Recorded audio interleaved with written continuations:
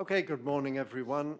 We'll start with the health and safety announcement. There's no fire alarm drill anticipated today, so if the fire alarm sounds, please leave the building through the nearest fire exit by following the running man signs above the doors and make your way to the rear of the car park. The organiser of the meeting will tell you when it's safe to return.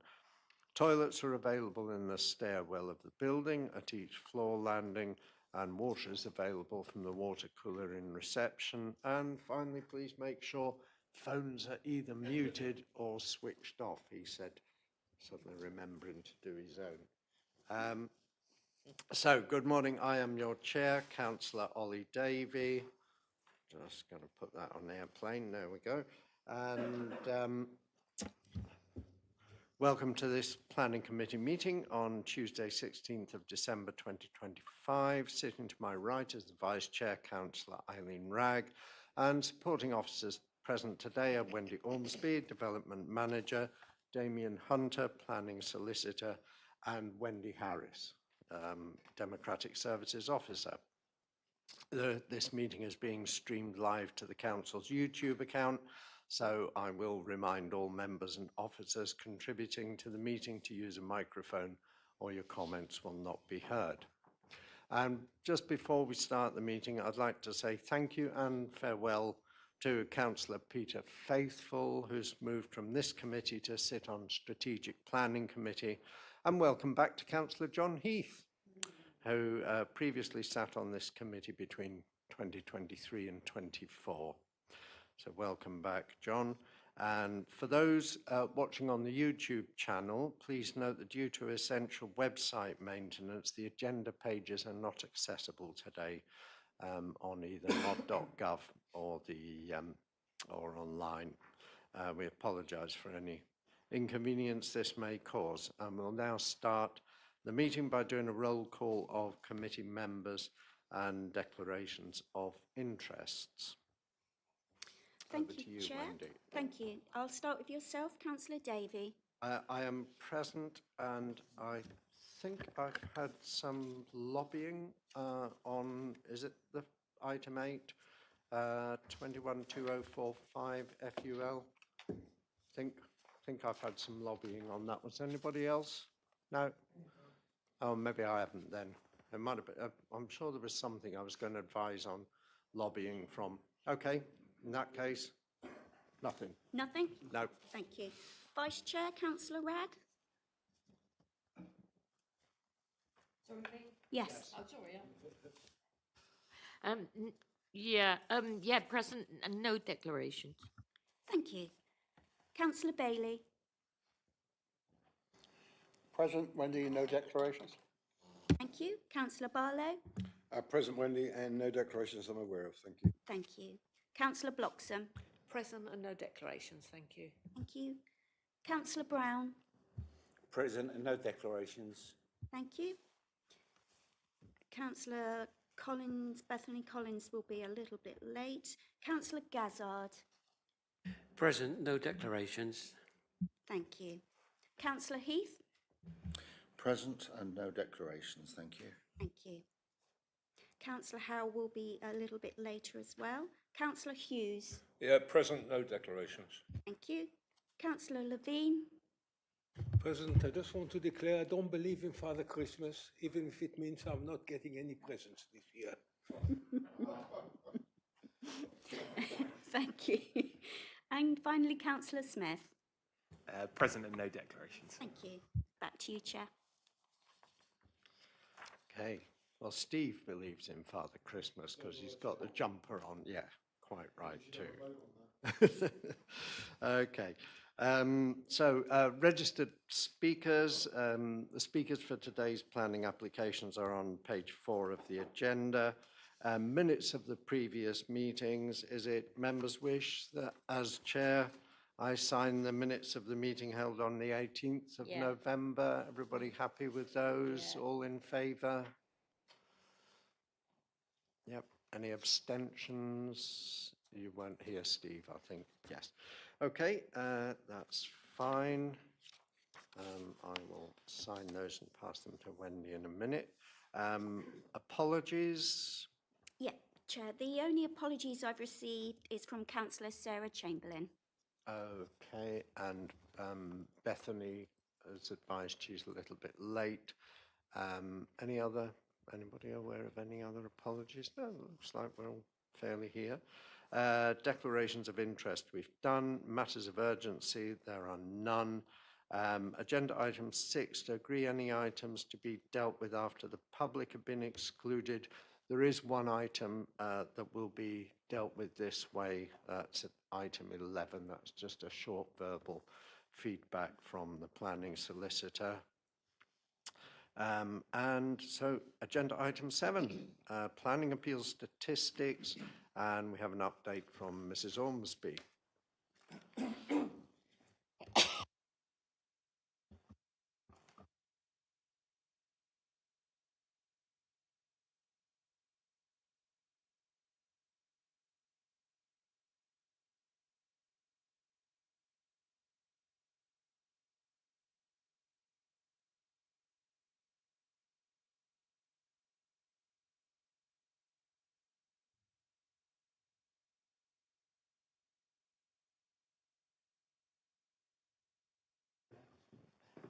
We all depend on you. Good morning. Looking at the appeals list that you have in your agendas, appeals decided. So I think the things to note is the first one on the list, 242067M Full, which is land to the west of Wareham Road, Scouse Farm, Blackpool Corner, which was for a battery energy storage unit.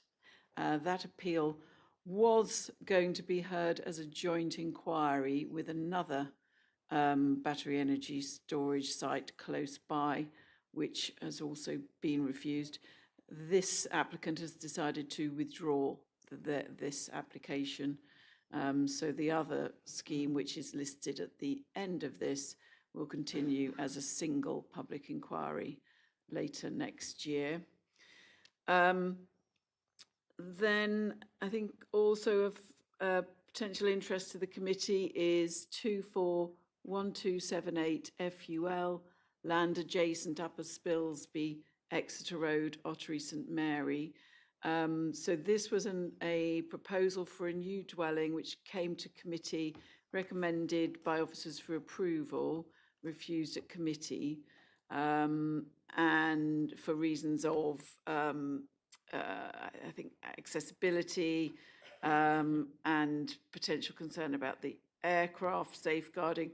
But I think fundamentally this was a scheme that was outside of the built-up area boundary, and the officer view was that it did fall into that category set out in the MPPF as being of exceptional architectural design, and therefore could be approved as an exception with it in the countryside location.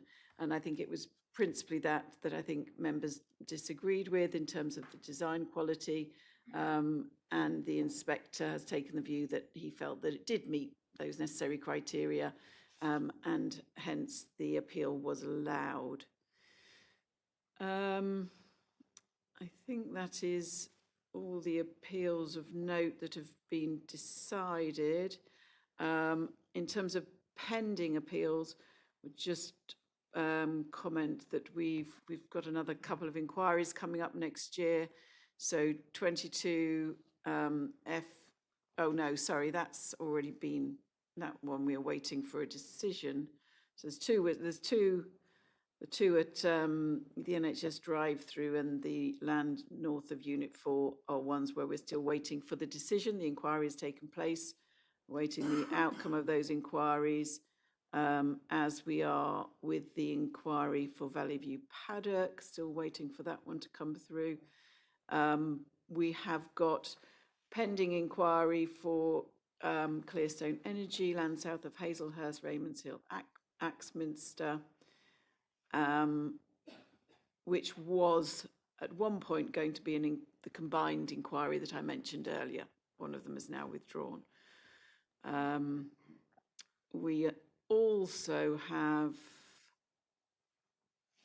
just looking for it on the list,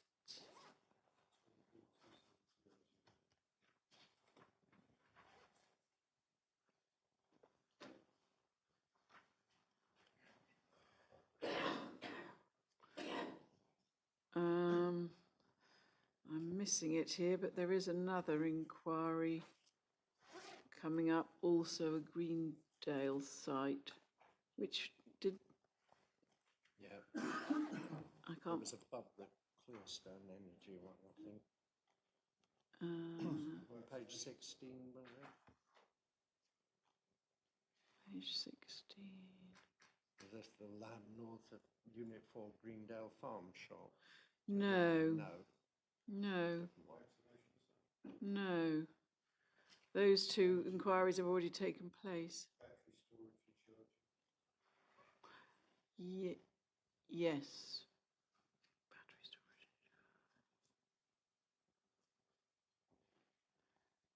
Sorry, what page is that one on? I can't find it.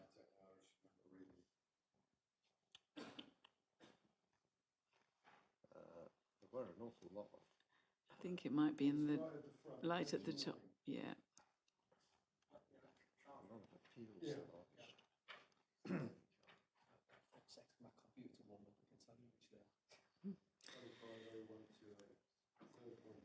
Yes, thank you. Sorry, I couldn't see for looking. So yes, 250128 Greendale Business Park, land south of Sidmouth Road, proposed 30 EV charging points and associated battery farm.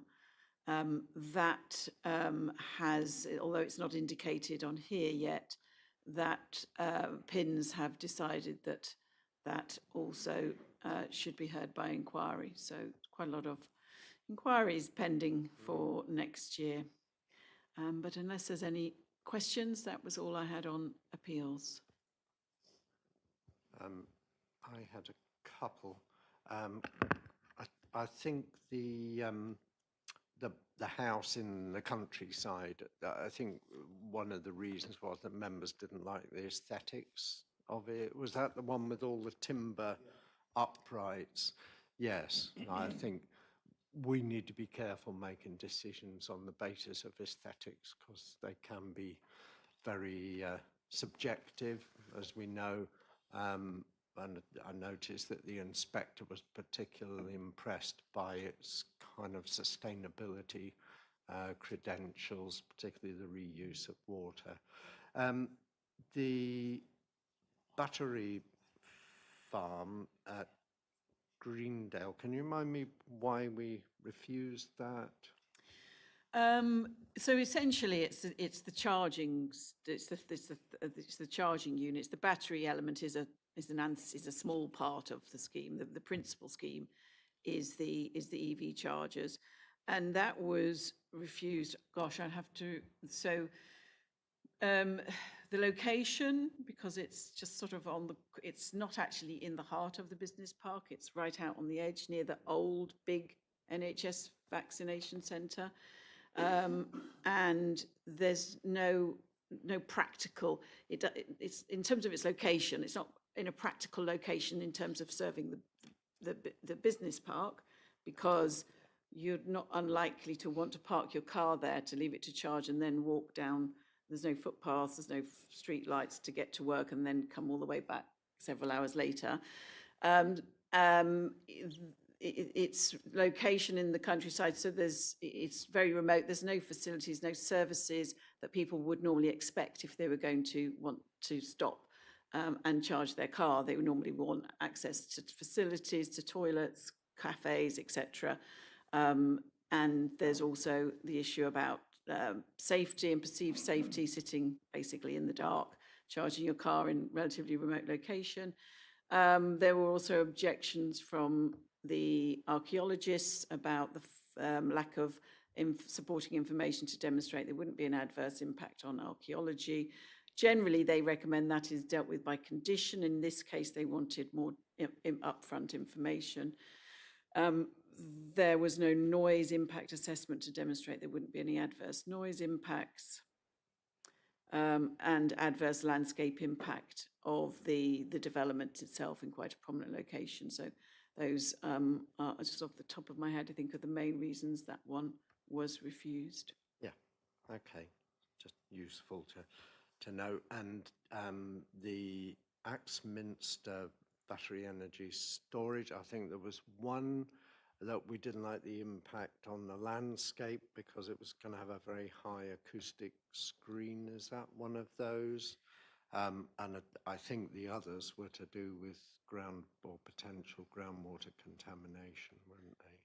So the appeal that has been withdrawn was refused on grounds of landscape impact, in addition to potential concerns about harmful impacts through uncontrolled fire water effectively, potential environmental contamination, but also landscape. And I think actually also ecology. So there were a number of issues on that one. Good. Okay. Any other questions from anybody? No? Okay. In that case, we can move on to our first planning application. And this is agenda item 8. Bethany. Oh, yeah. Sorry, Bethany. Welcome. Thank you. I thank you. have nothing to declare. You're but just wanted present that on the and you record. have no Yeah. declarations. Okay, thank you very much. We move on to planning application 212045 FUL, land north of the Shrubbery Escort Park, Ottery St Mary. That's 27 to 67 in your agenda pack. Over to you, Wendy. Thank you. So this application is retrospective, and it's for a change of use of agricultural land to outdoor leisure pursuits and the associated operational development. This is the site here, this field in here. And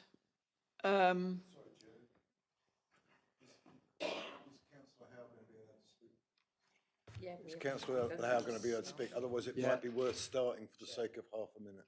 yeah, Yeah, I was just going to say, just asking his declarations, if Wendy literally just starts again, because she's about 30 Yeah. seconds into it. Morning, Councillor Howe. You've missed all the boring stuff and you've arrived just in time for the meat of the day. declaration. I speak as a vegan. So do you have any declarations of interest? None. Okay. And you are present, Mike, just about. But I can't sign in because I've misplaced my card temporarily. Oh, Thank you. Wendy's going to do you one. Righto. Okay, we'll just start that one again. Over to you again, Mrs. Ormsby.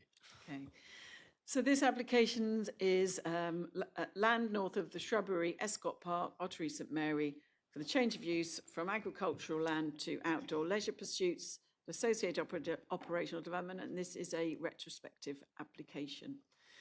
This is the field in question, and you can see on the plan here, this is grade 2 listed Escott House to the southeast.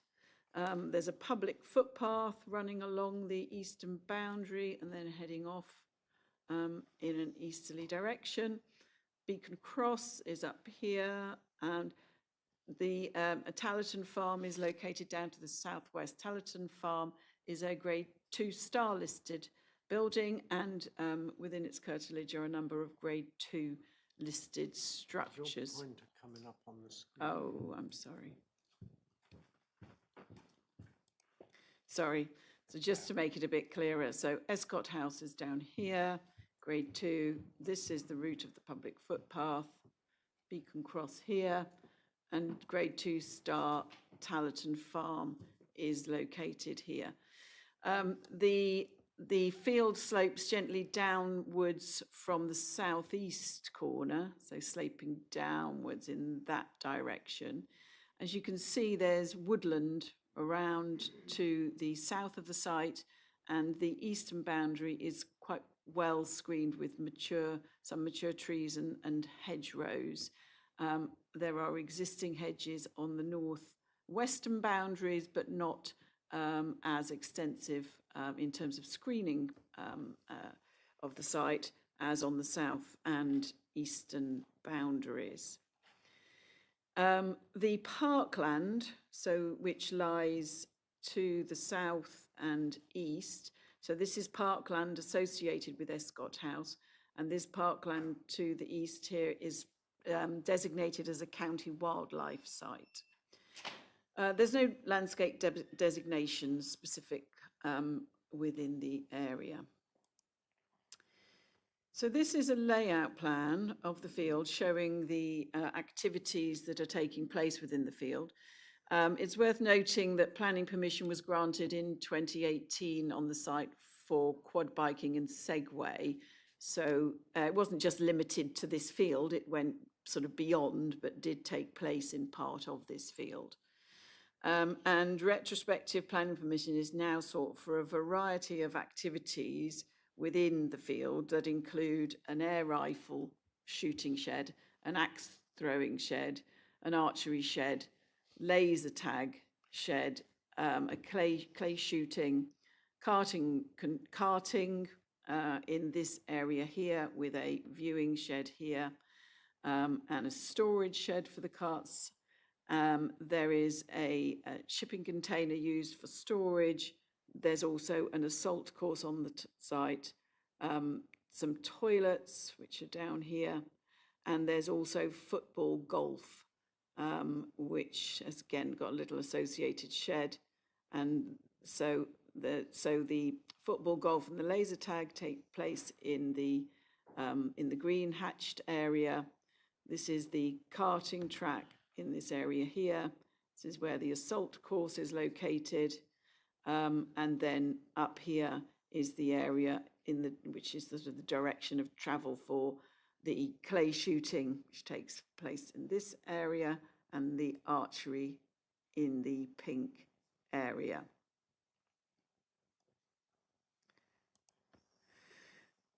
This shows the where the car parking takes place associated. So this is the site here. So this is the go-karting track, and this is the areas that we were just looking at on the plan. And as you can see, you've got this woodland, which does a good job of screening the site from Escott's house itself, which is located in here. And located here is showing car parking. So the car parking is used sort of, obviously Escott House itself is already a visitor attraction, so it is using a variety of parking. So the red indicates parking used day to day. The green indicates parking used for corporate events in conjunction with Escott House. And the blue shows overflow summer parking. So that's where people would park when you're coming to use this facility. The site itself is located in the countryside. So Strategy 7 presumes against development in the countryside unless it's for agricultural or forestry, unless it's supported by another policy in the development plan. Policy RC4 does support recreational uses in the countryside, provided that the nature of the activities undertaken require a countryside or coastal location and meet a number of criteria. So in particular, that the facilities of development are in scale with the character, environmental characteristics and setting of the area, and don't conflict with the countryside, nature or landscape policies or detract from the amenities of the area. The proposal should allow for safe access and discrete parking arrangements, not to result or cause any unacceptable disruption to existing public rights of way. And the facilities also need to be appropriate to meet the needs of the proposal, and links with any adjacent footways and bridleways should be suited to any proposed site uses. So provided a proposal meets those criteria, then it would have policy support. These show you the elevations of the various structures within the field: the clay shooting shed, the air rifle shed, the karting shed, axe throwing, and gosh, it's very small, the football golf shed and Segway shed. So as you see, a number of relatively simple, small structures that are located within the field. And this is another view, the archery and karting store. So this is a landscaping layout. So we've got here the existing mature trees and hedgerows, and we've got the shrubbery, the mature woodland to the south. At the moment, the site is, you can see views across from across the western boundary. This is where you can see across into the site at the moment. The council's landscape officer has considered the proposals, and whilst the structures, etc., in the field are small, they are nevertheless visible, and you can see that the character of the land is changed. It isn't just a simple agricultural field anymore. But the landscape officer's view is that if there is mitigation planting put on this western boundary, including tree planting, which is what's shown along here, that would grow up and provide adequate screening to mitigate any adverse landscape impacts. There's some photos here. So here we're looking, the views are all within the site. So this is looking west along the southern edge of the site with the assault course in the foreground. This is looking northwest across the site. Here we're looking north across the eastern edge of the site with the Segway shed in the foreground. And this is a view of the toilet block. You've then here looking west across the site, the axe throwing and archery sheds are visible here.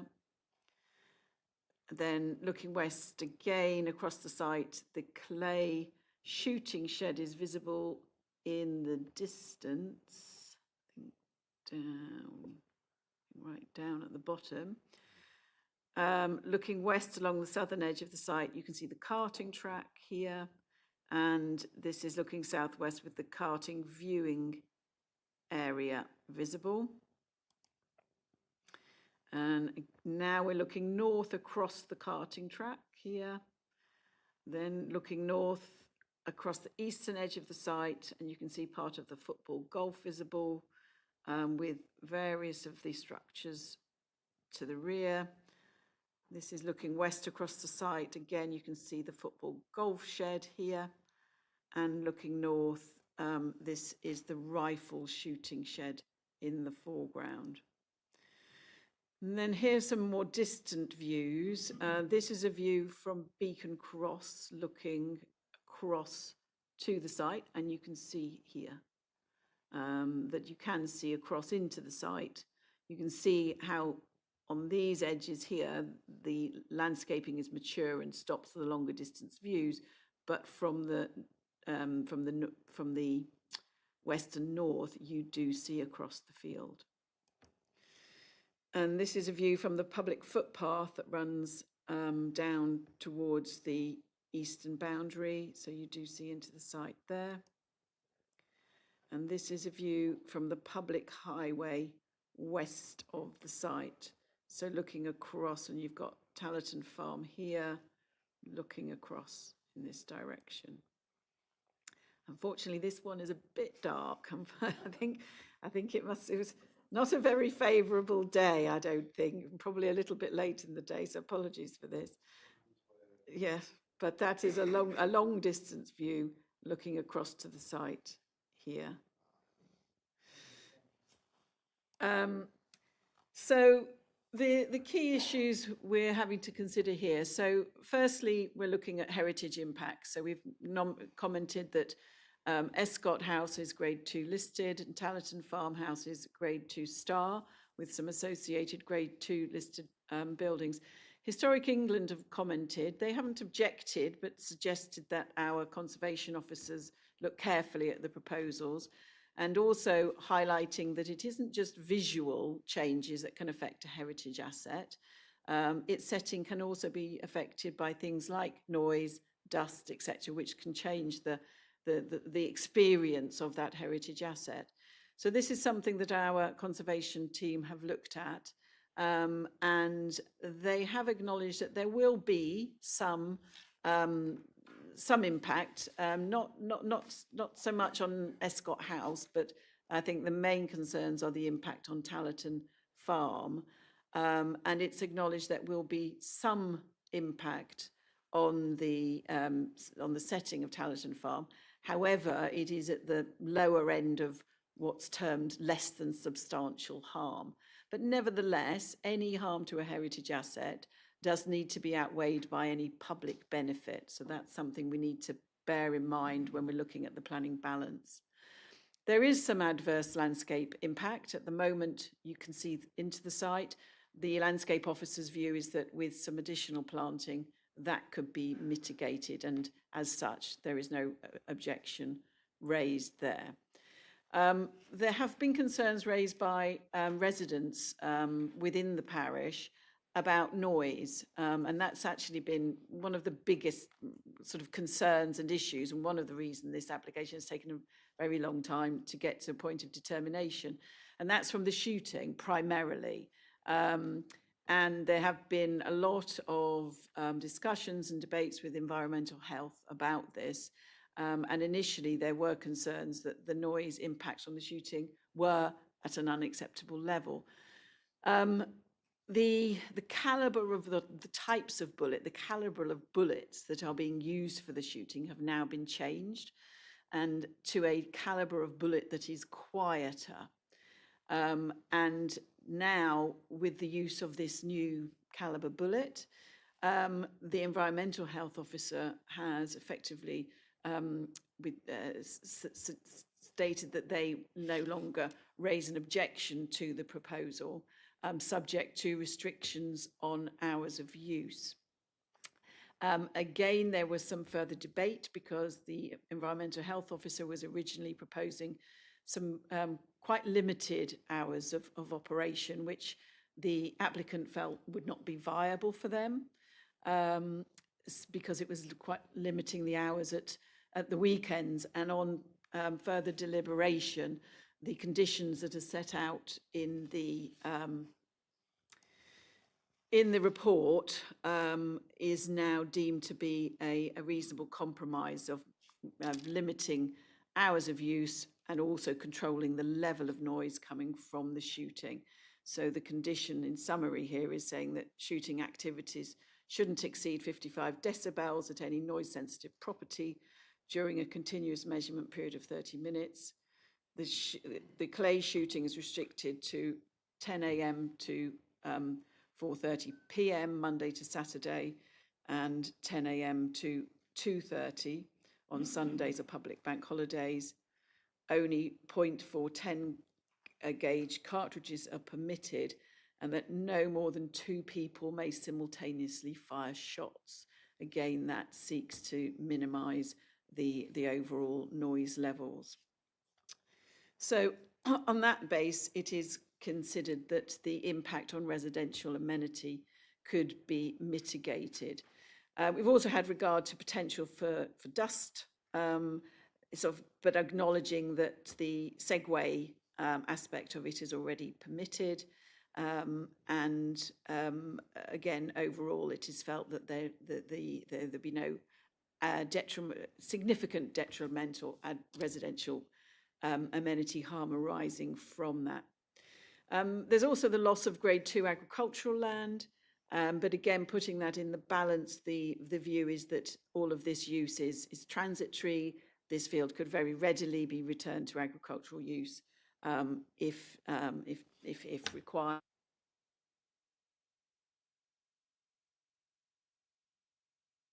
Seems to have gone a little quiet. Is primarily the positive contribution to the local economy, and also the fact that the operator, if the land is land owned by Escott House, and the additional would go towards Escott House and potentially helping to maintain the viability and viability of that heritage asset. So overall, it's felt that the positive benefits to the local economy of this tourist attraction which brings people into the area and also provides employment, outweigh the harms that have been identified, which is a modest landscape impact, modest impact on heritage, and it is felt that impacts on residential amenity can be suitably mitigated. So on those grounds, this is recommended for approval. Thank you. Okay, and there's also an appropriate assessment to adopt at some point. So we have 3 speakers, and first on my list is Louisa Hooper, who wishes to object.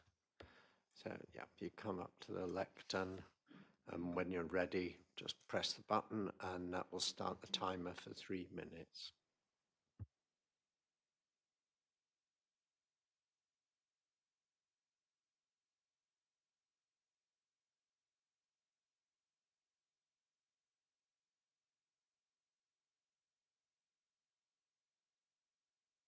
Not doing very well on the technology today, are we?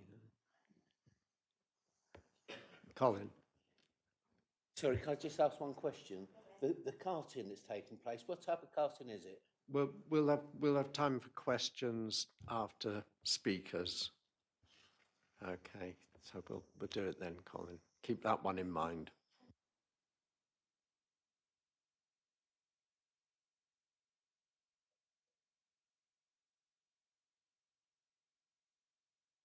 Just remember, in any case, the carting is already permitted, so not relevant.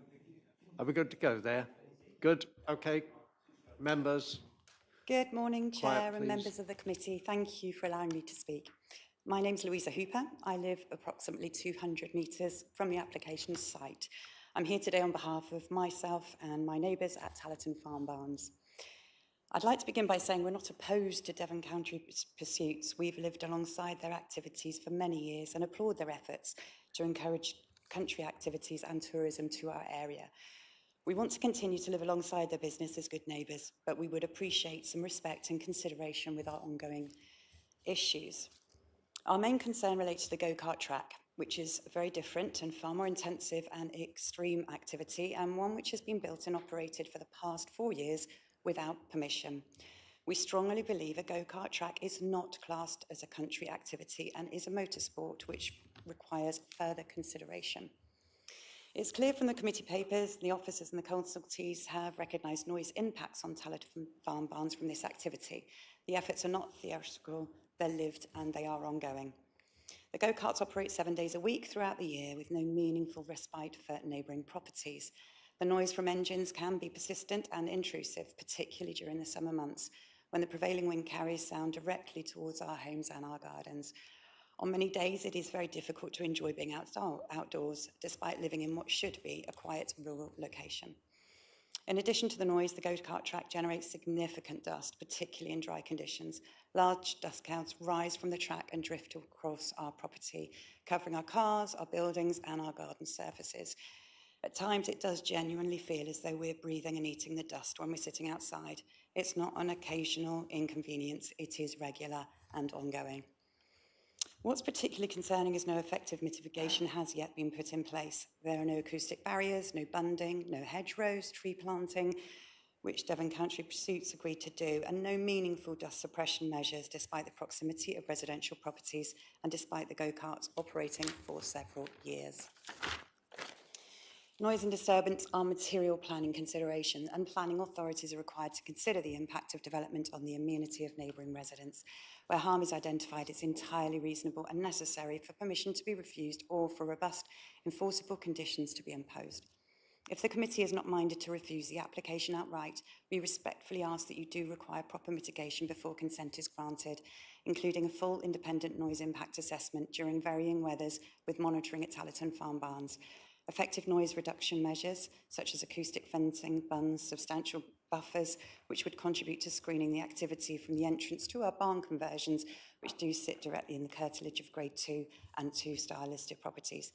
A dust management and suppression plan, particularly for dry weather, and restrictions on operating days and hours to ensure neighbourings have respite, i.e. Sundays off, and clear enforceable limits of use.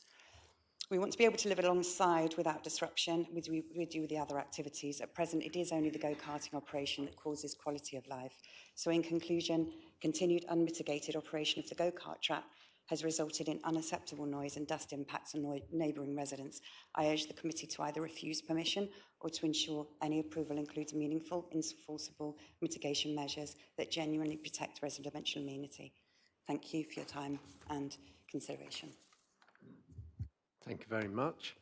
And we also have another objector, Jean Brown.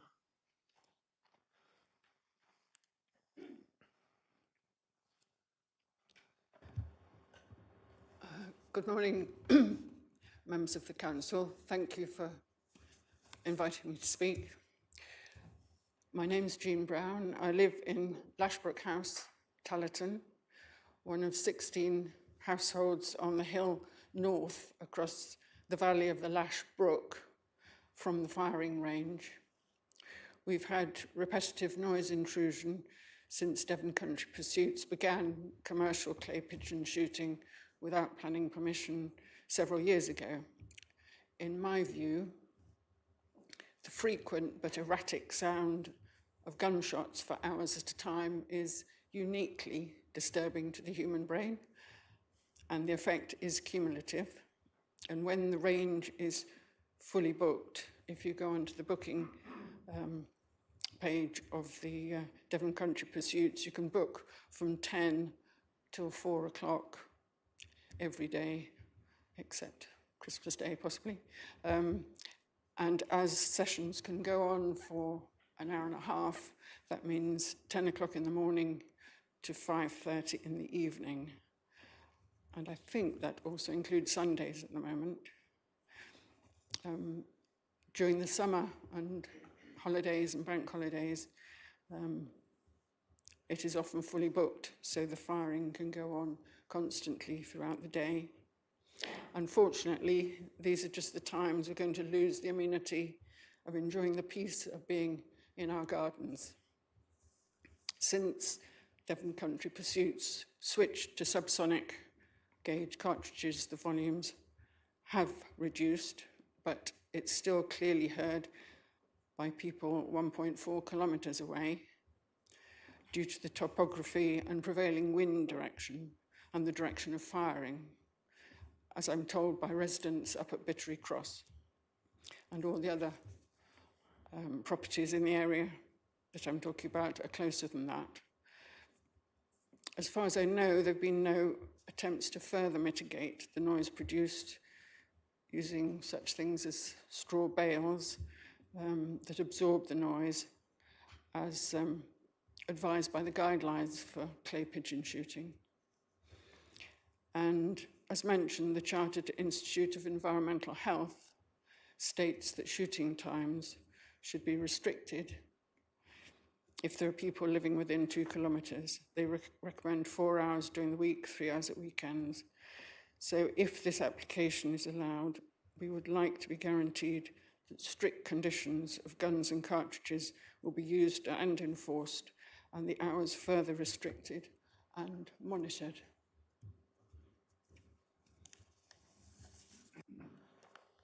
Thank you very much. Could you just switch the mic off? Thank you, and thank you for timing that perfectly. Well, both speakers did very well. And the applicant, Mark Best, if we could hear from you now, please.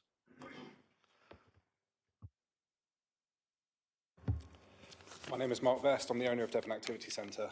I founded this business over 17 years ago. During that time, it has grown into a well-established and responsible local business. The field that is subject to today's application has been used for leisure and outdoor activities, including clay shooting, for over 12 years without issue. What began as a small operation has become a valued recreational asset. Today, I'm seeking formal approval for a change of use so that we can continue operating in a way that is fully compliant, sustainable, and aligned with the Council's long-term vision for community leisure and tourism.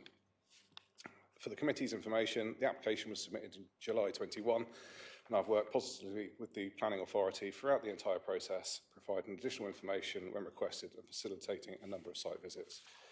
We've spent a lot of time and money sourcing various 410 subsonic cartridges to test and find the quietest options, as well as multiple professional noise surveys in various locations to prove that the noise now produced by clay shooting is within regulation. Noting the key concern from consultees is that the perceived noise from clay shooting, it must be noted that during this 4-year planning process, using the new type cartridges, we have received no complaints. The subsonic cartridges cost nearly twice as much as a normal 12-gauge cartridge, but we are willing to run with these quiet cartridges to keep residents happy. There is some confusion from locals that this application is to do with quad biking and segways. These already have full planning permission. During the segway and quad application, all planners were showing the entire site, including the field in question. A blue line was drawn around the field in the approved planning document. Our centre pays business rates. We currently employ 14 to 20 staff across the season, as well as subcontractors, many of whom live locally. I'm extremely proud of the team and the positive contribution we make to the local economy. This application is not about expanding the footprint dramatically. It's about regularising an existing, long-standing use of the land and giving the business a secure foundation so we can continue providing jobs, training opportunities and high-quality outdoor experiences. Our business also directly contributes to the preservation of Escott Park and Wildwood Escott, which are important heritage assets. We take our responsibility seriously. Over the years, we have continuously improved our operations to ensure safety, environmental protection and good neighbourly relationships. We measure such as noise management, controlled operating hours and habitat-sensitive land care are already in place and we will remain central to how we operate. The activities we provide encourage healthy lifestyles, social engagement and outdoor recreation, values that align strongly with the local and national policy objectives. Our centre attracts families, schools, youth groups and tourists, supporting wider local businesses and helping promote Devon as an active, welcoming destination. Formally approving this established change of use will allow a well-run, long-standing business to continue contributing positively to the area. It will protect local jobs, uphold responsible management of the land and ensure that safe, well-supervised leisure activities remain for residents and visitors. Thank you for your time and consideration. I welcome any questions. Okay, thank you very much. Okay, members, we can go on to questions now. Colin, you had a question about the karting. Yeah, what type of karting is it that's taking place over there? Probably the applicant would be best placed to answer that one. Do you mind, Mark, if you just come back to the microphone? Oh, You sorry. need to turn your mic. So we run, it's not like a traditional go-kart you'd see at Race World. It's like an off-road buggy. It's only a 270cc engine, which is a lot smaller than the quad bikes that were already running around the field. And we only run 5 karts at a time on the track, maximum of. No, 4-stroke, with silenced exhaust.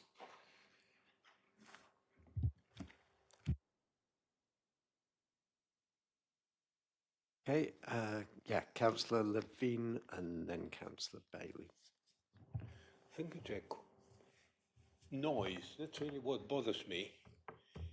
Because we've got 3 sources of noise here. Just before we go on, is this a question for the applicant? It's a question to Wendy and to the applicant. That's fine, just Mark is remaining We've got there. 3 sources of noise here. We've got karting, we've got the shooting, and we've got blood-curdling shrieks of the people on our assault course. Now, the EHO says we haven't got any concerns about from the karting because of the background noise from the A30. Is the background noise so loud that you can't, that the karting will be drowned by it? And secondly, I've been asking my shooting friends about the 410 cartridges. And they tell me that 410s are being used by the beginners. They're not really of any interest to people who do serious clay shooting. So the question to the applicant is, what sort of people come to shoot? Thank you. Yeah, so to answer that, we are an activity centre, we're not a professional shooting ground. We have corporate events, novices, that is what we specialise in. We're not interested in professional clay shooters. They want an area they can walk around multiple stands. We start in one area and that's where they, all of the shots are fired from the same area. So it's not a 410 cartridge, it's a subsonic 410 cartridge, which is a completely different thing altogether, which we've actually sourced directly from Italy, so that you don't get the subsonic crack from a traditional cartridge. These are a lot quieter in the distance as well as by the stand. In fact, Councillor Skinner and one of the people from the planning team came to visit us. We showed them multiple cartridges, including a traditional 12 gauge. When we were firing the 410 subsonic, they actually thought we were pulling the wool over their eyes, and they actually wanted to go and see the shooting to make sure it was what was being fired. That's how quiet they are. The A30, you can hear from the field wherever you stood. I'm not sure about the blood-curdling screams from the assault course there. Okay, yeah, Mrs. Ormsby can comment on the noise impact. So there was a noise impact assessment submitted as part of the application, where they have actually done some on-site monitoring, and the conclusion on carting noise was that the absolute maximum increase in ambient noise was less than 1 decibel. So that is a very low, almost imperceptible increase in noise that was recorded and put forward in the noise impact assessment. Thank you. Thank you, Mark. And that was from the nearest noise-sensitive property, was it? Or what do they call it? Noise...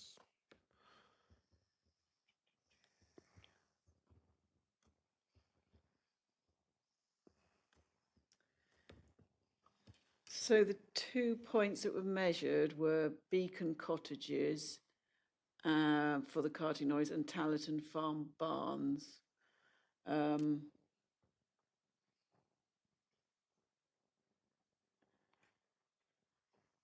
So they were looking at, so this is in the noise, so that's showing that the carting noise at Beacon Cottages was 51 decibels and the residual noise at 52. And at Tallerton Farm Barns, the carting noise was 54 with a residual noise of 55. So I think that's showing the 1 decibel change effectively on the noise levels on those 2 locations. May I just Okay, comment thank that you. We're measuring decibels, and that's a logarithmic scale. So 1 decibel means quite a big increase in noise, even though the figure is very small. Yeah, it is a logarithmic scale, but I don't think even 1 decibel is necessarily that much of an impact. Okay, we possibly could have done with the Environmental Health Officer here. Councillor Bailey and then Councillor Barlow. Thank you, Chair. It appears from what the first speaker said that there's quite a severe dust problem. I was wondering if I could ask the applicant if that could be addressed by a water browser with a suppression spray going around as and when necessary. And that could effectively, I would think, cure the dust problem. Thank you. We have actually already put that in place since, well, 6 months after opening the carts. We installed quad bike with a water bowser and a spray bar.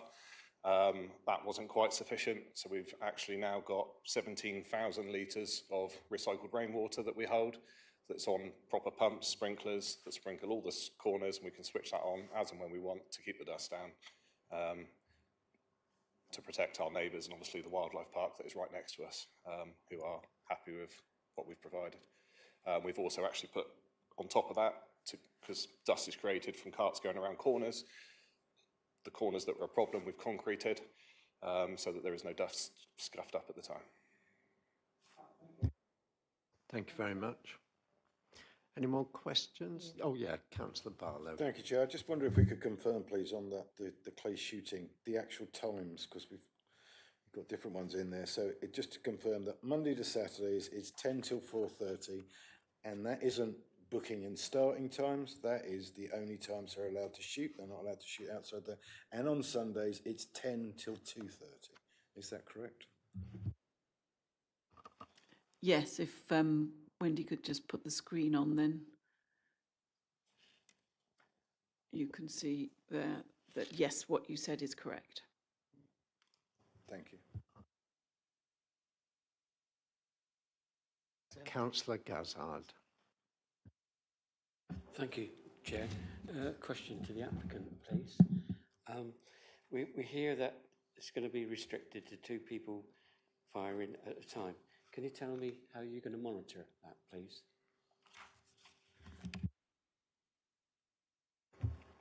We actually only ever have one person shooting at a time. Because it's a licensed activity with novices, you can only have one instructor with one unlicensed member of the public taking part. So again, we're not a professional shooting ground. People don't come to us with their own license. It's all for novice. Okay, thank you. Any more questions? No? Okay, in that case, we can go into debate. Who'd like to start us off? Come on, Ian. Come on, Ian. You know you can do it. Well, yeah, honestly, somebody has to. Thank you, Chair. This is a difficult one, isn't it? I mean, I sympathise with the people with the noise, etc., and the dust. However, people need places to go, especially if we're trying to protect the Pebble Belt Heath and the special other areas where people are going. They need places to go to this thing. I went out there on Sunday to have a look at it. It's very popular. There was a lot of families there. I would have said that rather than a tourist attraction, this is something for the local people to do as well, that get huge, obviously, enjoyment out of this. I think the efforts they've made with the 410 cartridges, I think that's an important thing. This isn't, I think the gentleman keeps saying, this isn't a professional shooting range. This is for people like myself that maybe don't use a gun very often to go out there and enjoy shooting at clay targets, have a go on a quieter go-kart. Again, very important, this isn't a 2-stroke engine, which are much louder than the 4-stroke with silencers. It's already got permission for quad bikes and Segways. Segways aren't noisy, but certainly they would still produce dust. And again, listening to Mike Howe in the past, when something has been there for a long time, what are we saying? That now we're going to remove it and it's going to make everything perfect for 2 people. It's going to upset a lot of other people. I think in this case, I would agree with the officer's recommendation and will be happy to support it, just on the basis that if this was an AONB, in a national landscape, you are allowed to do things if there is a strong economical social benefit. And I think this ticks both of those boxes. So on that grounds, when you're ready, Chair, I will be happy to make a proposal. Thank you. Okay, thank you, Ian.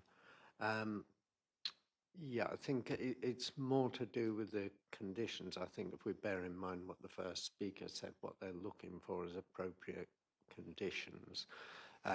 We have conditioned the landscaping, and I would hope that will mitigate some of the visual and possibly some of the noise impacts as well, because good bit of screening there could have some effect. Steve, is that hand up?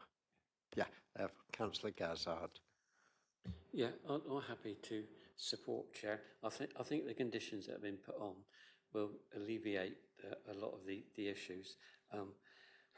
Just to say that it's regrettable that it's a retrograde one again, and it would have been better if they'd have got planning permission as soon as they thought they were going to do something out there. But I think I'm happy to second it, Chair. Thank you, Steve. And bearing in mind we had to put in a retrospective application for our own property the other day. We can't be... Yeah, Councillor Bailey. Thank you, Chair. It appears that one of the main problems was dust, and the applicant, I think, answered very clearly that he tried dust suppression. It didn't work that well, so he's improved it. So I think effort's been made on behalf of the applicant, so I would support the application, Chair. Thank you. Okay, thank you. Any, yeah, Councillor Levine. Well, I just wanted to say that my big problem was the shooting, but as it is not a professional business with its amateurs coming to shoot. And as Councillor Barlow said, it's for the local people. So I have no problems with supporting the officer's view. Okay, thank you. Yeah, I mean, this time of year, I would think it is local people. In the summer, think if you were visiting the area, if their publicity is good, which I'm sure it is, they might decide to come and have a go. I noticed Mark referred to the fact they're not just 410 cartridges, but they're the noise suppressant ones. Do we need to condition that? Or are the conditions that we've put in place about noise levels enough to ensure that anyway? I think the combination of the specifying the gauge and the fact that we've got the specific noise level limit, I think would be sufficient controls. Okay, are there any other members wishing to speak? Councillor Barlow. I think that's a very good point, Chair. I think the applicant has made a lot of these special cartridges, subsonic I'm going to call them, I don't think that was the right word, but whatever it is. Would that be impossible to put as a condition, or would that be suitable? I know what you're saying about the noise levels, but that's a lot harder to implement or to control. I would have thought we'd have to send officers out there, whereas someone just going out there checking that the right cartridge is being used would be a lot easier to enforce from their point of view. It would be possible. We would need to be clear that it was a specific technological term that the wording would need to be precise in terms of what it is exactly we're limiting it to. I have to say I haven't yet heard the specific term of what these particular, other than it's very clear the size, 0.410. But if there is I don't know, not participating in such sports, what the specific technological term for is for those types of cartridges. And we could find out and apply it. I think if that was possible to leave that to officers to put in there, and I think the gentleman set it up that there is less of a crack because they are subsonic, so in other words, slightly slower. The 410 is just the size of cartridge and the amount of charge in the cartridge. So yeah, I would have thought if we could put that down there, that would be a good thing. Okay, thank you, Ian. Councillor Howell, was that a hand up earlier? Actually, following on the same point, I think we should specify exactly the type of ammo that is used, not just the cartridge size, because it does make a remarkable difference. I'll take your word for it, Mike. Yeah. The applicant wants to speak again. Yeah, that would be helpful if you've got a comment on those cartridges. Yeah, I'm quite happy for you to list it as subsonic. That is the terminology for the cartridge. It wouldn't be useful to be a specific brand because it depends where we can source them from, because obviously it's not a very well made cartridge. Not many people produce it because of the use of it at the moment, but we're buying a lot at a time so that we have a stock of it. But yeah, if you want to put subsonic, that is the terminology you'd need to use. Okay, thank you. One day it'll all be lasers and yeah. So I'm going to take it that Councillor Barlow proposed, and I think Councillor Gazzard effectively seconded. So we have a proposer and a seconder. Anybody else wishing to speak before we go to a vote? No? Okay, in that case, we can go to a vote. All those in favour? Oh, we ought to do the appropriate assessment first. So if we do the appropriate... Oh. Okay. So ignore the recommendations. It's Christmas, Wendy. Okay, in that case, we have no appropriate assessment to adopt. No, okay. So in that case, all in favour? Approval with conditions.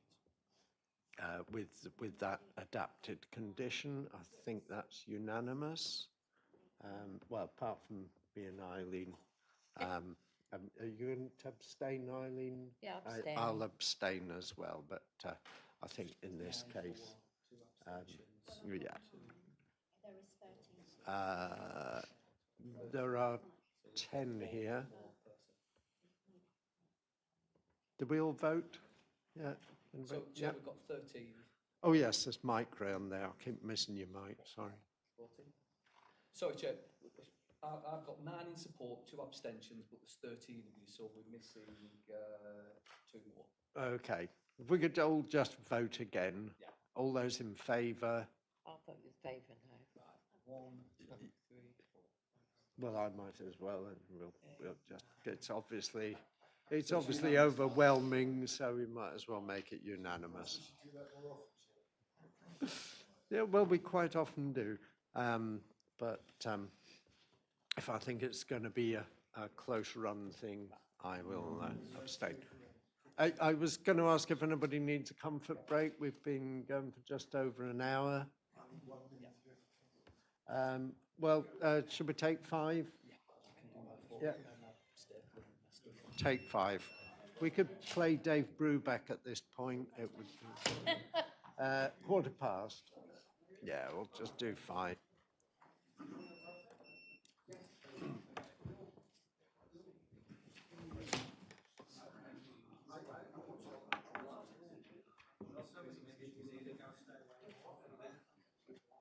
Oh, I had a funny thing through on Facebook about 25 kids were asked about their views on the Old and New Testament. Oh, right. It started off with one saying the first book in the Bible is Guinness. And then there's something else about the Jewish having trouble with their genitals. I couldn't go on reading it. And I can't find it now. Oh. I'm going to quickly nip out. Less controversial than I expected. I Yes, thought we yes. might be a bit divided on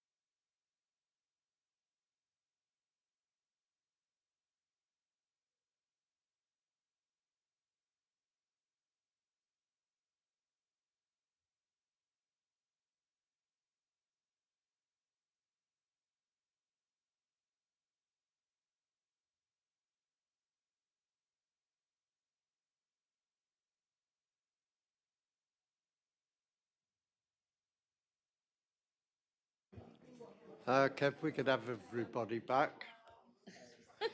I said 5 because I knew you'd take 10, but if I say 10, you'll take 15, so.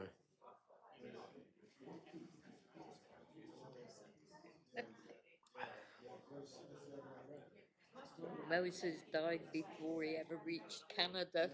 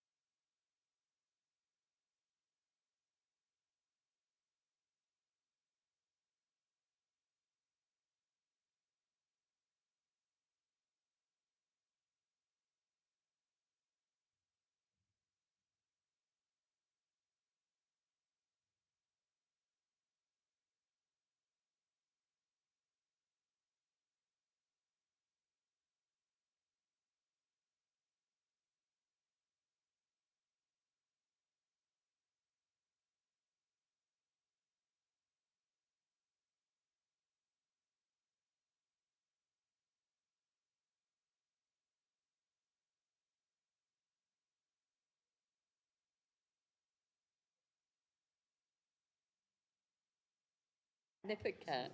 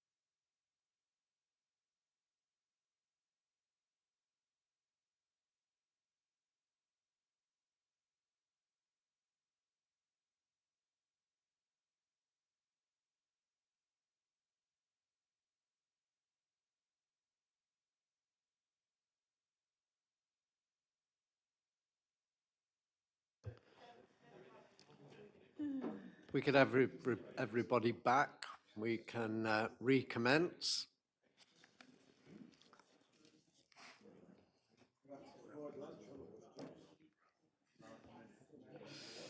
Well, you'll be all right. You brought your own. Yes. Brian's brought enough for everybody, so. Oh, is that you? Okay, so It's all right. We can't do anything without Wendy, and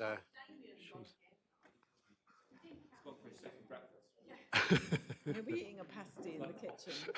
So it normally happens at this time. like a hobbit. 11th and then second breakfast.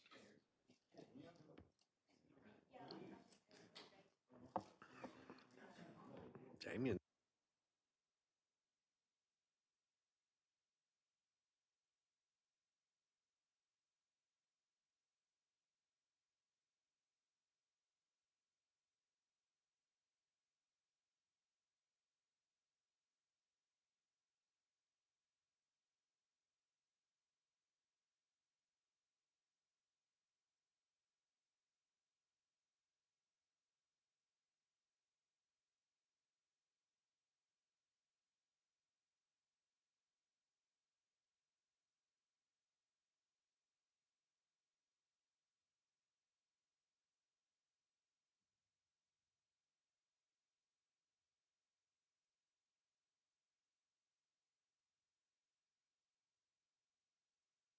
Okay, I think we're all back.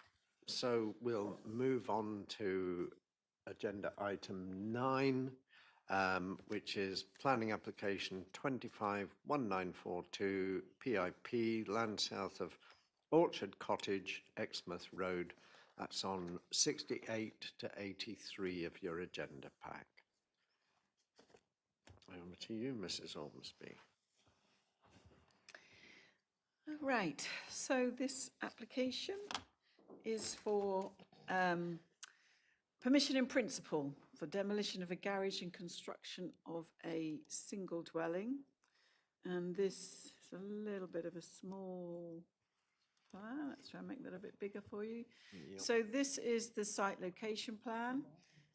So this is Exmouth Road here, and the avenue is a sort of a single width private lane, effectively.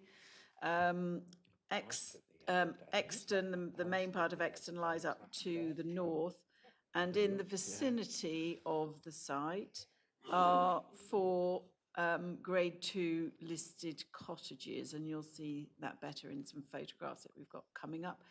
The site itself is currently occupied by a single garage right at the very front of the site.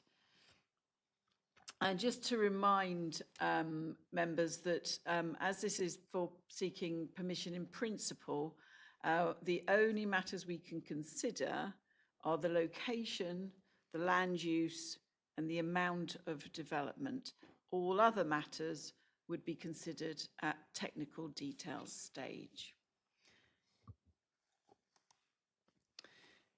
So this shows the site in a bit more context. So this is the main settlement of Exton to the north. This is the application site, the avenue here, and the Marine Commando Training Centre down to the south. The site lays... Oh, sorry. I'll just do that again. So this is the main settle of Exton to the north, the Marine Commando Centre down to the south. This is the Exmouth Road running north-south, and this is the access, the avenue here, and the application site. So the site itself is outside of any built-up area boundary. So again, strategy 7 of the adopted local plan applies, where there's a presumption against development unless required for the essential purposes of agriculture or forestry, or unless specifically or explicitly supported by another policy in the development plan. And there are no policies that would explicitly approve development on this site. So this proposal is a departure from the development plan. The site is located within the Green Wedge. So this is the green hatching here, the green wedge, and the blue and white hatching is a coastal preservation area. The main objective of the green wedge designation is to prevent sporadic development and settlement coalescence. There was a previous, so there's been 2 previous planning applications on this site. The most recent was in 2017, and that was refused and dismissed at appeal. The reasons for refusal at that time were that the site lays in the countryside outside of a settlement boundary in an unsustainable location, and contrary to strategy 7, or contrary to policy at the time, and also that it laid within a green wedge and would result in sporadic development having an adverse impact on the green wedge. And in considering that appeal, the inspector at that time considered that looking at Exton as a whole and having regard to the access to public transport and services within the settlement of Exton, that it actually was a sustainable location. However, the inspector did feel that the development of this site would add to the sporadic nature of this cluster of dwellings and would have an adverse impact on the green wedge. And so for that reason, the appeal was dismissed, not because of the sustainability reasons. So just putting in context here what we've got, so we've got the application site. The black stars here indicate the bus stops on the main road. Orange is the village hall. The red is Exton train station, and the blue line indicates routes of the Sustrans cycle network. So the officer view is that the site is in a sustainable location where there is realistic prospect of travelling to and fro without reliance on the private car. These are photographs. So this is the avenue here. So as you can see, it's a private road coming off Exmouth Road. This is a view from the cycle path along Exmouth Road, looking north towards Exton. This is showing the bus stops on either side of Exmouth Road that are just south of Exton. So we just saw those pointed out on the plan.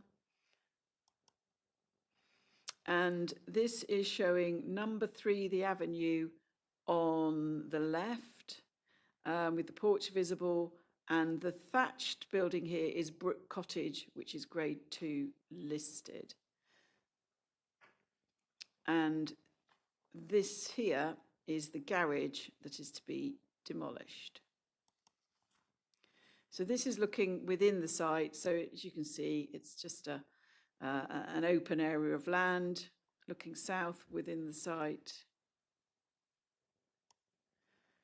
And this is looking northwest towards Orchard Cottage, which is grade 2 listed, and Christmas Cottage. And here is the garage. So this is the application site in the foreground, and this is the garage that is to be demolished. And this is looking, you've got Wood End Cottage on the left side, Orchard Cottage on the right, both grade 2 listed, and there we can see just in the distance the garage of the application site that is to be demolished. And this is taken from Station Road looking southeast towards the application site. So the key issues we need to take into account here is obviously the fact that there is the heritage setting of this development. So there are a number of listed buildings, and we have a duty, obviously, to conserve and enhance those particular heritage assets. The Conservation Officer has commented on this scheme, and I think it's acknowledged that any scheme that comes forward on that land would need to be very carefully considered, and the design siting scale of any building very carefully designed, such that the setting of those heritage assets is adequately protected. That is a matter that will be considered in full at technical detail stage.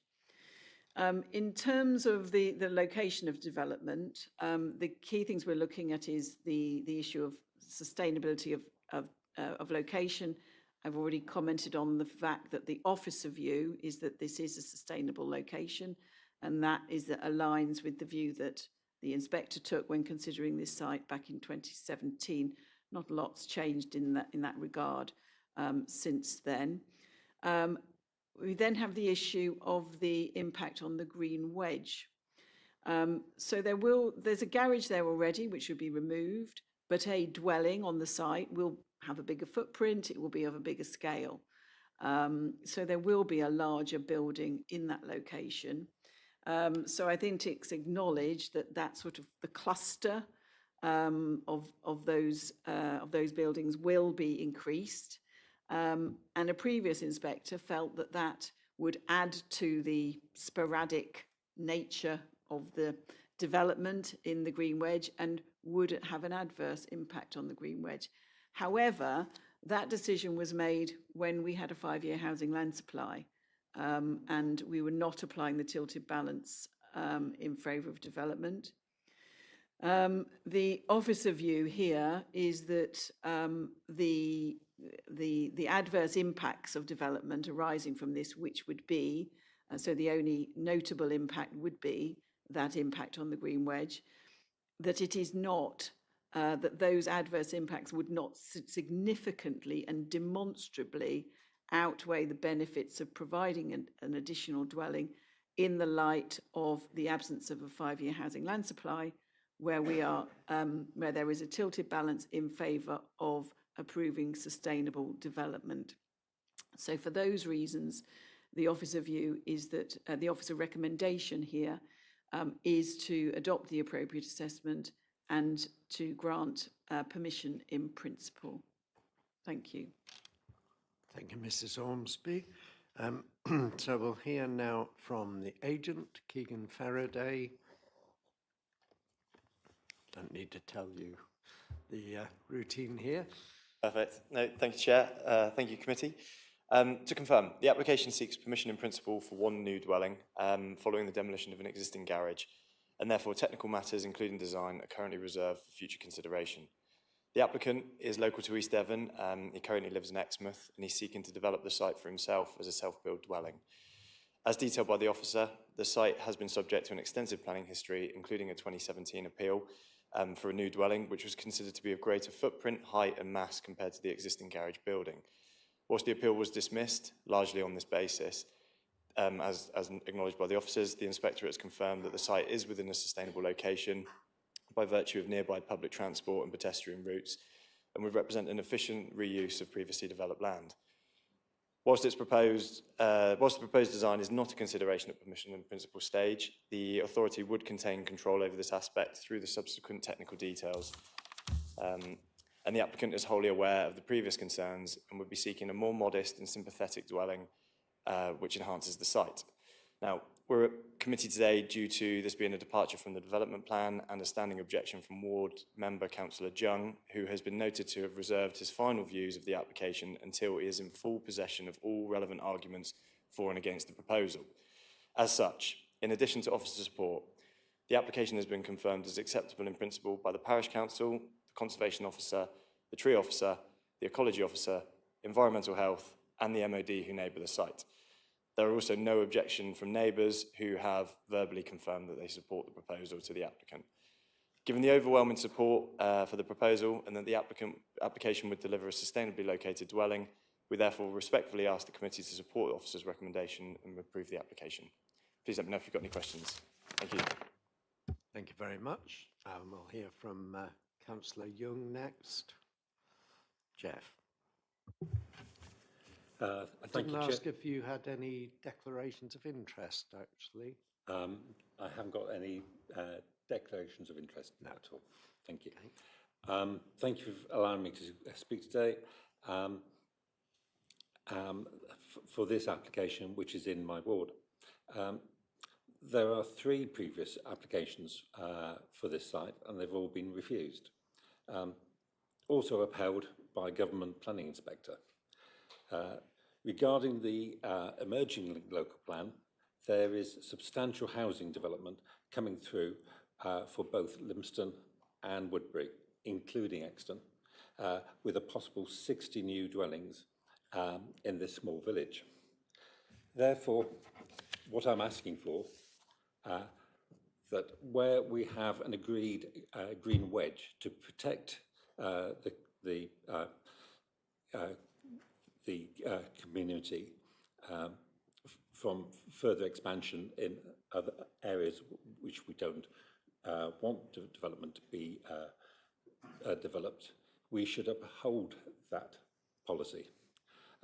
What is the point of us at strategic planning going through all the argument of having green wedges when on the first occasion we just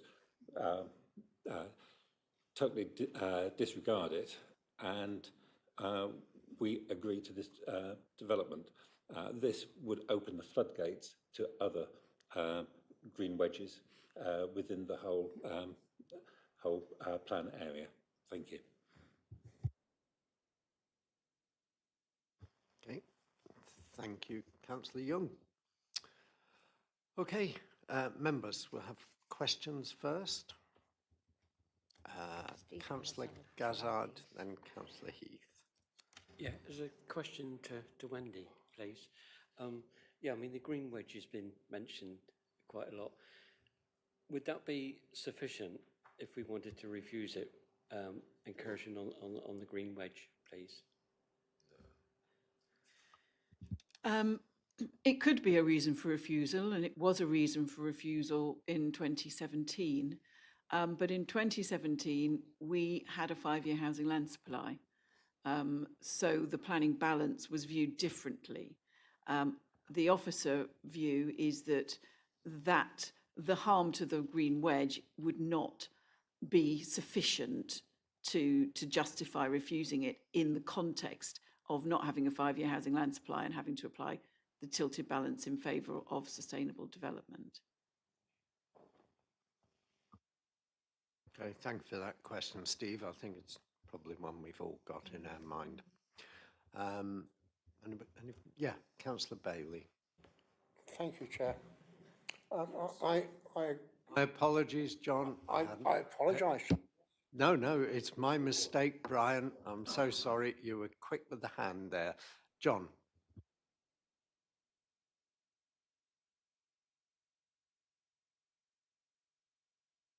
Have you logged in on it? Ah.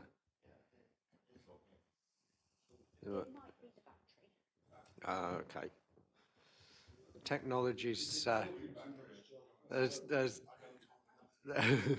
there's lots of gremlins in the system today, I'm afraid. Yeah, it's not working. I think we should have a round of jingle bells while we're waiting. Or we wish you a Merry Christmas. I'm back on. Hey. Isn't that good? Go ahead, John. I'd like to ask the agent how he would ensure that any new build would be compatible with the older Grade 2 listed dwellings, because I saw they were both thatched dwellings, wouldn't they? Because anything that's modern is going to be incompatible with what's already there, isn't it? So I'd like that to be sort of clarified, please. Thanks, Chair. I think in planning terms, not always. Yeah, I think it all depends how it's designed, but I'll let Keegan answer that one. Yeah, and it's a fair question. I mean, at the moment, we've obviously not got to the point of designing a dwelling because we're just here to establish the principle. But I think it's an important distinction that there is already a utilitarian kind of building garage on site, which sort of establishes the character of that site in the context of those historic buildings. And we are very aware of the previous decision, and the sort of scale and appearance of that was also considered to be problematic. So that's something that we would carefully consider at design stage. Okay, another good question though, John, that had occurred to me. We've got Councillor Bailey and Councillor Smith. I'll try and write them down. Thank you, Chair. Much has been made about the lack of 5-year land supply. That's just a number. The actual physical condition on the ground hasn't changed. So I'm not a great fan of the lack of 5-year land supply, which therefore allows you to do things that you wouldn't normally do, which is a contradiction in terms. I know we're stuck with it. I know we can't do anything about it, but it doesn't mean that we have to be happy with it. And I would like to mention the fact that the Grampian Agreement has not been mentioned at all, because this property will run into an inadequate sewage system, which eventually will end up in the Mayor Sewage Works in Exmouth, which is not fit for purpose, which we all are aware. So we're trying to alleviate the numbers problem with one house, which is not a significant difference, but one house is still going to make a significant difference to the sewage system. But when a drizzle of rain comes, the whole thing overflows. And we know, because in Exmouth, we're the ones who get the overflow. They don't get it in Lympstone, they don't get it in Woodbury so much, but it all comes to Exmouth, so which I represent, and which I can't support this because of the two things I've just said. Thank you, Chair. I think we struggle to sustain that at an appeal that one dwelling is going to make a difference, and I'm not absolutely sure it may actually discharge the Countess Weir. Are you going to tell me that, Jeff? Yeah, Exton. only half the houses in Exeter are on main sewage. And if they are, it goes to Countess Weir. It doesn't go the other way down to Exeter. Although what ends up in Countess Weir does come down the estuary in the end. But hopefully treated. Indeed, indeed. But it's possible, and we haven't any details at this stage, Brian, so that would be one for the technical details in any case. All we're looking at is the permission in principle, which, as Mrs. Ormsby said, is to do with the location, the access. Location, land use, so where it is. Sorry, so it's location as in where it is, the land use, so what it is, and the amount of development. Right. Yeah. Okay. Right. Yeah. Without any details on how sewage would be dealt with, I think we'd struggle with that because they could put in a septic tank or a package treatment plant or whatever. Okay, Councillor Smith. Just looking at an image of this plot from April 2010, there seems to be another building, I can't tell of the scale, but there seems to be another building on the plot. I'm just looking on Google Maps from the April 2010. I'm only asking this because obviously if there is another building on the plot, and then we're talking about the principle of building on there, I just wondered if I couldn't see it on any, it's massively overgrown on the 2022 image. Is there another building on the site of any scale? There isn't any other building now. I have to say I don't know if there was anything there previously. At the moment, there's just the garage, but it is considered to be effectively a brownfield site, previously developed land, which is another matter that effectively weighs in its favour.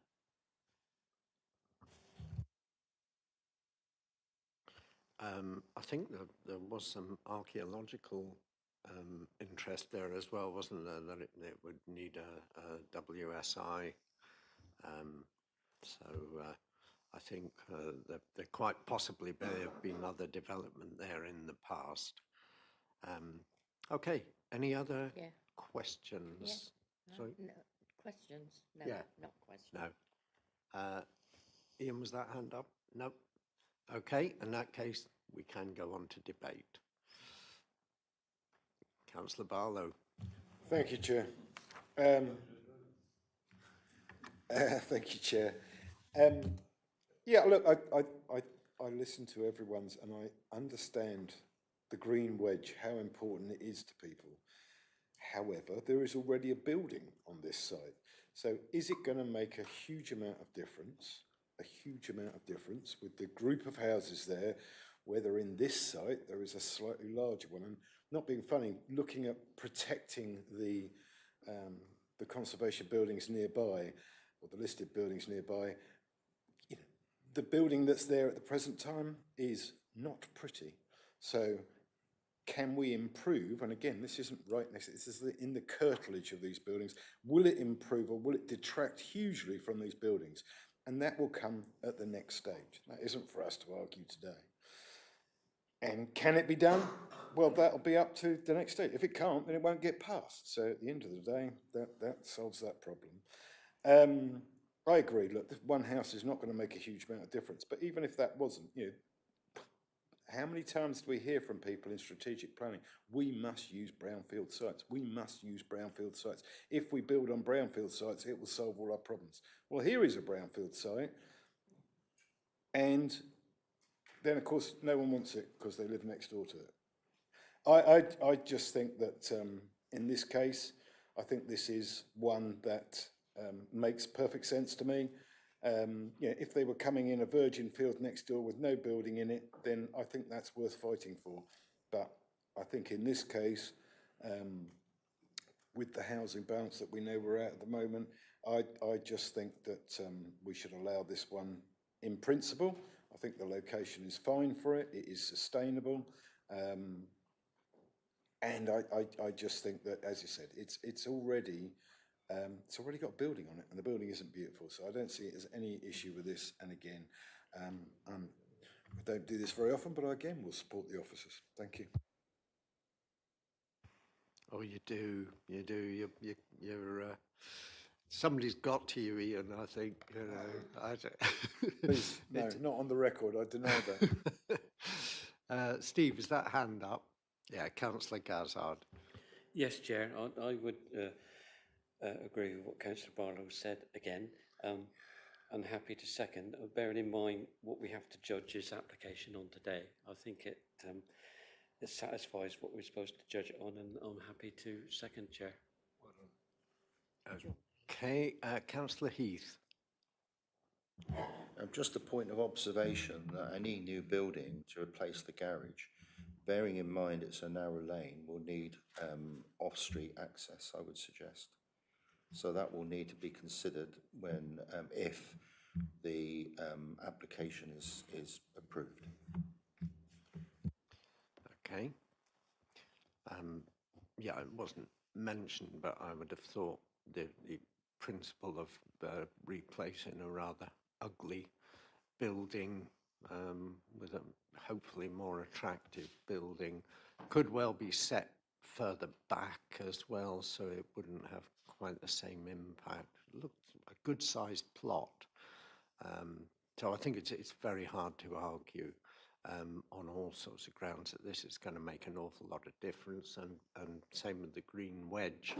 Much as I respect the green wedge argument, I think with a garage there already and a cluster of buildings already, it's hard to see how the replacement of that is going to make an awful lot of difference. So if there's no more speakers on that one, I'm quite happy to go to a vote. Okay, right. In that case, all those in favour of permission in principle? Sorry, Chair. This one, there is an appropriate. Yes, there is an appropriate assessment. Shall we do that first? Yes. Yeah, the minute I said that, I thought, hang on, this is the one with the appropriate assessment. Okay, so we're adopting the appropriate assessment just to consider the environmental impact. Oh, yeah, Councillor Hughes, you, no. That's 12. 12 in favour and against. And you abstaining, Brian? Okay, so one abstention. No, I'm abstaining as Oh, well. 2 abstentions on the appropriate assessment. Oh, no, I'm not on the No, appropriate assessment. no, it's that was okay. just the appropriate assessment. voting Okay, for. and now we can vote on permission in principle then. All in favour?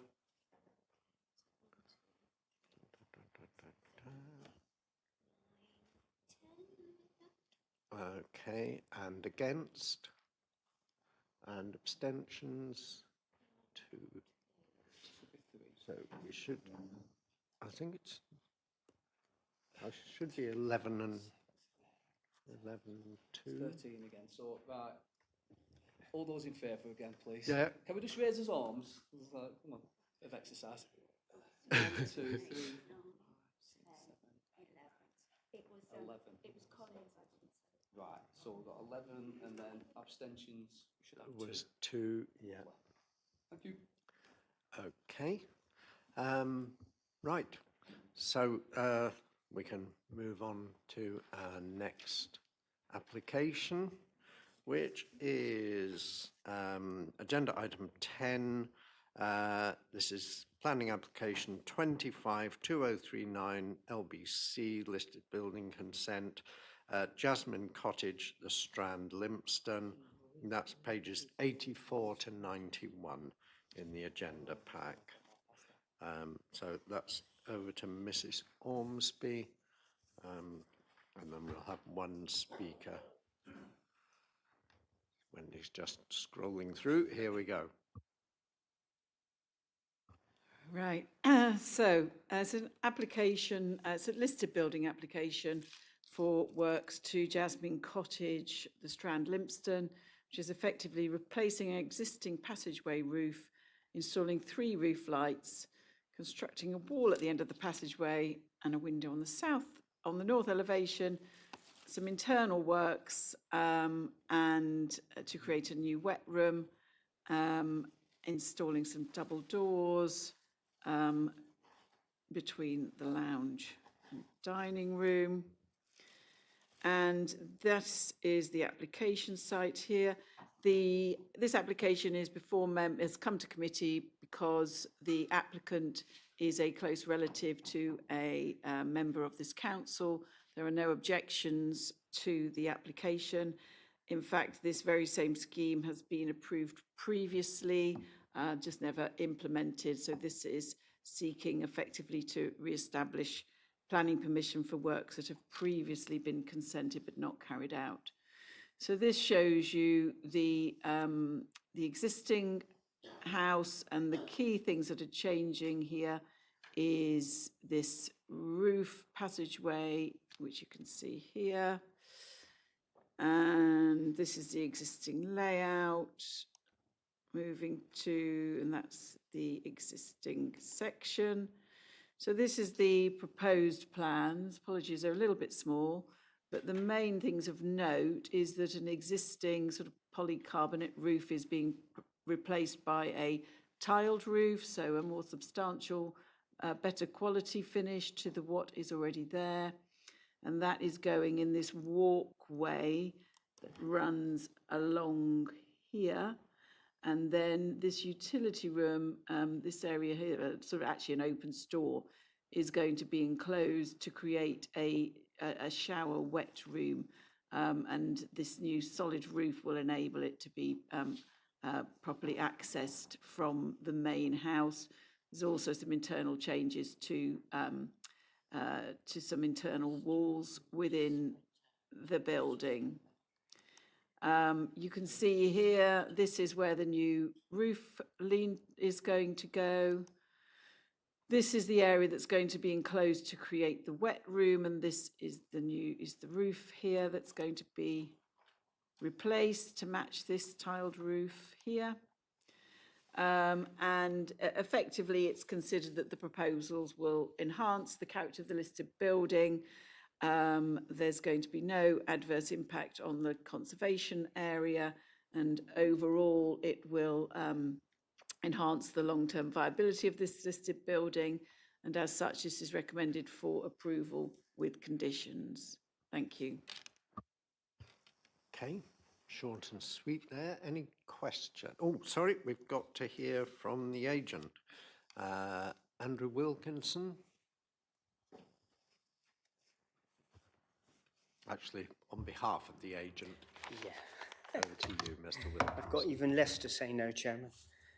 Thank you. The officer's report is very clear and concise, and there's really little need for anything further to be said. It is a repeat application of two previously, which were granted permission but have since expired. And in essence, the works are very minor, as the officers explained and described, and they don't give rise to any harm to the character, appearance or significance of the listed building, nor its setting within the conservation area. And the only factor that probably has changed since the previous applications is the need for the facility, which has become more acute.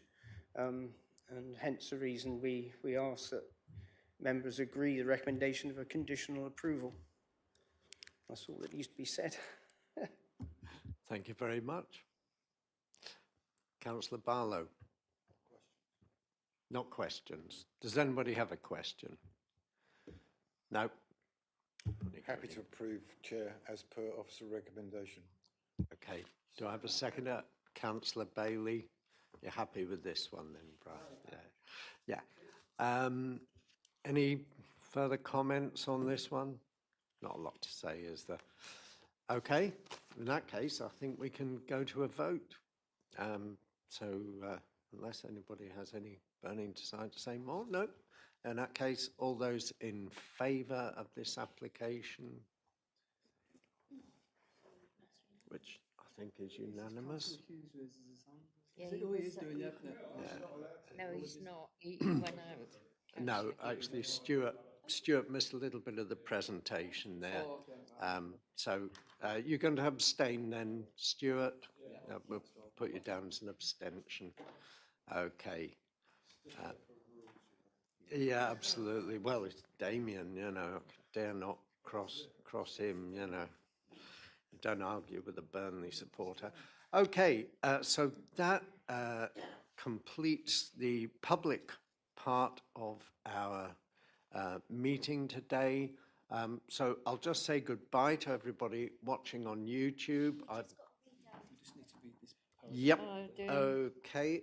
So that's over to you, the Vice Chair, to move the following. Thank you. That under Section 100A for the Local Government Act 1972, the public, including the press, be excluded from the meeting as exempt information of the description set out on the agenda is likely to be disclosed, and on balance, the public interest is in discussing this item in private session, Part B. Okay, so all those in favour of going into Part B? I think that's unanimous. Anyone against or abstentions? No, I think that was unanimous. Okay, so I'll just say goodbye to everybody on YouTube. Thank you for your dedication to watching YouTube, and